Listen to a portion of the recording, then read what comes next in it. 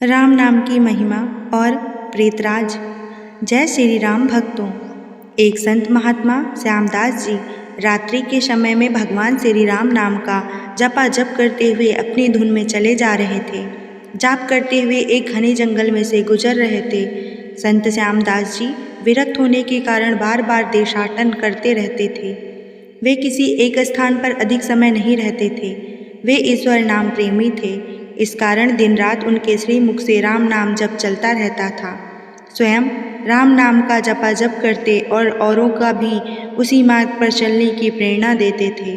श्री श्यामदास जी घने जंगल में अपना मार्ग भूल गए थे, पर वह अपनी मस्ती में चले जा रहे थे कि जहाँ राम ले चले वहाँ चले। दूर अंधेरे के बीच में बहुत सी दीपमालाएं प्रकाशित थीं। संत भी उसी दिशा की ओर चले जा रहे थे। प्रकाश के निकट पहुँचते ही देखा कि वट वृक्ष के पास अनेक प्रकार के वाद्य यंत्र बज रहे हैं तथा नाच गान और शराब की महफिल जमी है। कई स्त्री पुरुष साथ में नाच कूद रहे हैं तथा औरों को हंसा रहे हैं। उन्हें महसूस हुआ कि वे मनुष्य नहीं प्रेतात्मा आदि हैं। श्री श्यामदास जी को देखकर एक प्रेत ने उनका हाथ पकड़ा और कहा, ओ मनुष्य, हमारे राजा तुझे बुलाते हैं, चल। संत मस्त स्वभाव से राजा के पास गए। वह सिंहासन पर बैठा था। वहाँ राजा के इर्द गिर्द कुछ और प्रेत खड़े थे। प्रेतराज ने कहा, तुम इस ओर क्यों आए? हमारी मंडली आज मदमस्त हुई है। इस बात का तुमने विचार नहीं किया? तुम्हें अपनी मौत तनिक भी डर नहीं है? महात्मा श्यामदास जी बोले, मौत का डर? कैसा मौत डर? राजन, जिसे जीने का मोह होता है उसे मौत का डर होता है। हम साधु लोग तो मौत को आनंद का विषय मानते हैं तथा यह तो देह परिवर्तन है जो प्रारब्ध कर्म के बिना किसी से हो नहीं सकता। प्रेतराज, तुम जानते हो हम कौन हैं? महात्मा जी, मैं अनुमान करता हूँ कि आप प्रेतात्मा हो। प्रेतराज, तुम जानते हो लोग समाज हमारे नाम से ही कांपते हैं। महात्मा जी, प्रेतराज, मुझे मनुष्य में गिनने की गलती मत करना। हम जिंदा दिखते हुए भी जीने की इच्छा से रहित मृत तुल्य हैं। यदि जिंदा मानो तो भी आप हमें मार नहीं सकते। जीवन मरण कर्माधीन है। मैं एक प्रश्न पूछ सकता हूँ? महात्मा की निर्भयता देखकर प्रेतों के राजा को आश्चर्य हुआ कि प्रेत का नाम सुनते ही मर जाने वाले मनुष्यों में एक इतनी निर्भयता से बात कर रहा है। सचमुच ऐसे मनुष्य से बात करने में कोई हर्ज नहीं। प्रेतराज बोला, पूछो, क्या प्रश्न है महात्मा जी? प्रेतराज, आज यहाँ आनंदोत्सव क्यों मनाया जा रहा है? प्रेतराज, मेरी इकलौती कन्या को योग्य पति न मिलने के कारण अब तक कुंवारी है, लेकिन अब एक योग्य जमाई मिलने की संभावना है। कल उसकी शादी है, इसलिए हम सब यह उत्सव मना रहे हैं। महात्मा हंसते हुए, तुम्हारा जमाई कहाँ है? मैं उसे देखना चाहता हूँ। प्रेतराज, जीने की इच्छा के मोह को त्यागने वाले महात्मा, अभी तो वह हमारे पद प्रेत योनि को प्राप्त नहीं हुआ है। वह इस जंगल के किनारे एक गांव के धनवान का पुत्र है। महादुराचारी और पापाचारी होने के कारण वह इस वक्त भयानक रोग से पीड़ित है। कल संध्या के पहले उसकी मौत हो जाएगी, फिर उसकी शादी मेरी कन्या से होगी। इसलिए रात भर गीत नृत्य और मदपान करके हम आनंदोत्सव मनाएंगे। श्यामदास जी वहाँ से विदा होकर श्री राम नाम का जपा जप करते हुए जंगल के किनारे के गांव में पहुँचे। उस समय तक सुबह हो चुकी थी। एक ग्रामीण से महात्मा ने पूछा, इस गांव में किसी श्रीमान का बेटा बीमार है? ग्रामीण, हाँ महाराज, नवलसा सेठ का बेटा साकलचंद 1 वर्ष से रोगग्रस्त है। बहुत उपचार किए पर उसका रोग ठीक नहीं होता। महात्मा नवलसा सेठ के घर पहुँचे। साकलचंद की हालत बहुत गंभीर थी। उसकी अंतिम घड़ियाँ थीं।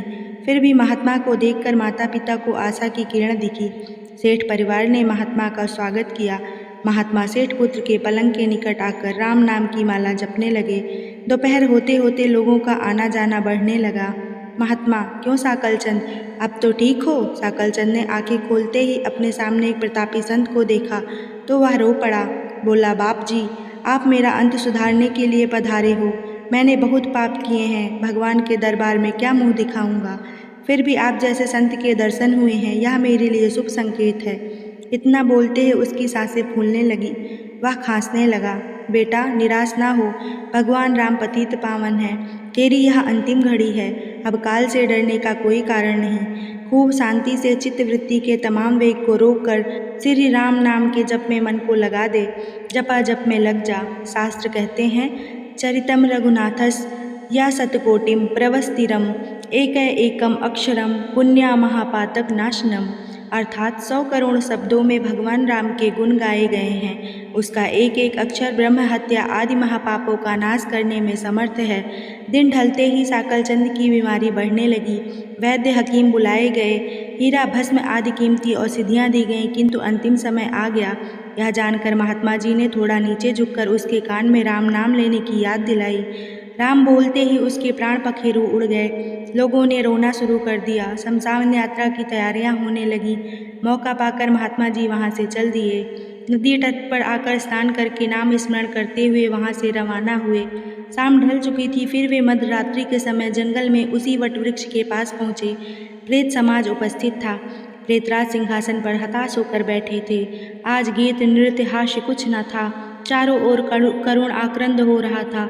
सब प्रेत रो रहे थे। महात्मा ने पूछा, प्रेतराज, कल तो यहाँ आनंद उत्सव था, आज शोक समुद्र लहरा कैसे? क्या कुछ आहित हुआ है? प्रेतराज, हाँ भाई, इसलिए रो रहे हैं, हमारा सत्यानाश हो गया। मेरी बेटी की आज शादी होने वाली थी, जो कि अब नहीं होगी। अब वह कुंवारी रह जाएगी। महात्मा, प्रेतराज, तुम्हारा जमाई तो मर गया है, फिर भी तुम्हारी बेटी कुंवारी क्यों रही? प्रेतराज ने चिढ़कर कहा, तेरे पाप से। मैं ही मूर्ख हूँ कि मैंने कल तुझे सब बता दिया था। तूने तो हमारा सत्यानाश ही कर दिया। महात्मा ने नम्र भाव से कहा, मैंने आपका अहित किया, यह मुझे समझ में नहीं आया। क्षमा करना, मुझे मेरी भूल बताओगे तो मैं दोबारा से नहीं करूँगा। प्रेतराज ने जलते हृदय से कहा, यहाँ से जाकर तूने मरने वाले को राम नाम स्मरण का मार्ग बताया और अंत समय भी राम नाम कहलवाया, जिससे उसका उद्धार हो गया और वह प्रेत योनि को प्राप्त नहीं हुआ और मेरी बेटी कुंवारी रह गई। महात्मा जी, क्या सिर्फ एक बार राम नाम जप लेने से वह प्रेत योनि से छूट गया? आप सच कहते हो? प्रेतराज, हाँ भाई, जो मनुष्य राम नाम जप करता है वह राम नाम जप के प्रताप से कभी भी हमारी योनि को प्राप्त नहीं होता। भगवान नाम जप में नरक को उद्धारणी शक्ति है। प्रेत के द्वारा राम नाम का यह प्रताप सुनकर महात्मा जी प्रेमाश्रु बहते हुए भाव समाधि में लीन हो गए। उनकी आंखें खुली तब वह प्रेत समाज नहीं था। बाल सूर्य की सुनहरी किरणें वट वृक्ष को शोभायमान कर रही थीं। भक्ति भाव की कथाओं और श्री ठाकुर जी के प्रेम रस को प्राप्त करने तथा आत्म कल्याण के साथ साथ लोक कल्याण के लिए आप हमारे इस पेज को फॉलो, लाइक तथा शेयर जरूर करें। जय जय श्री राधे। धन्यवाद।